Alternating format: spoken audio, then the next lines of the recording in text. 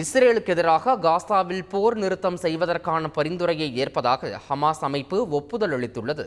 இஸ்ரேலின் தாக்குதலை தொடர்ந்து காசாவின் ரஃபா பகுதியில் 10 லட்சத்திற்கும் மேற்பட்ட பாலஸ்தீனிய மக்கள் தஞ்சமடைந்துள்ளனர். இந்நிலையில் தாக்குதலை தீவிரப்படுத்தி முன்னேறி வரும் இஸ்ரேல் ராணுவம் கிழக்கு ரஃபா மீது தாக்குதல் நடத்தி வருகிறது. மேலும் ரஃபாவில் முகாம்களில் தங்கியுள்ள மக்களை வெளியேறுமாறு இஸ்ரேல் ராணுவம் எச்சரித்துள்ளது.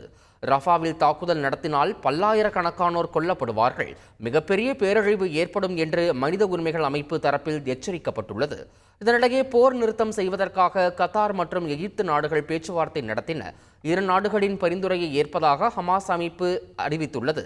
ஹமாஸ் அமைப்பின் அரசியல் தலைவர் இஸ்மாயில் ஹனியா போர் நிறுத்த பரிந்துரையை ஏற்பதாக கூறியுள்ளார். இதையடுத்து ரஃபாவில் உள்ள பாலஸ்தீனியர்கள் கொண்டாட்டங்களில் ஈடுபட்டுள்ளனர்.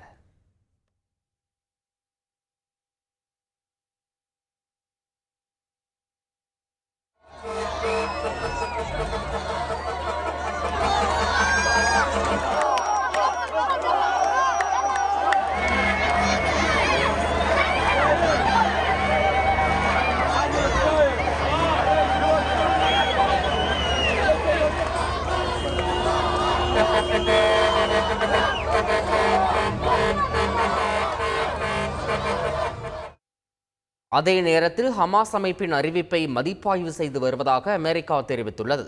அதுவரை ரஃபா பகுதியில் தாக்குதலை நடத்த வேண்டாம் என்று இஸ்ரேல் ராணுவத்திற்கு அமெரிக்கா வேண்டுகோள் விடுத்துள்ளது. அதே நேரத்தில் ஹமாஸின் போர் நிறுத்த ஒப்புதலை இஸ்ரேல் அரசு ஆய்வு செய்து வருவதாக மூத்த அதிகாரிகள் தெரிவித்துள்ளனர். ஹமாஸ் அறிவித்திருப்பது ஏற்கனவே இஸ்ரேல் முன்மொழிந்தது போன்று இல்லை என்றும் கூறியுள்ளனர்.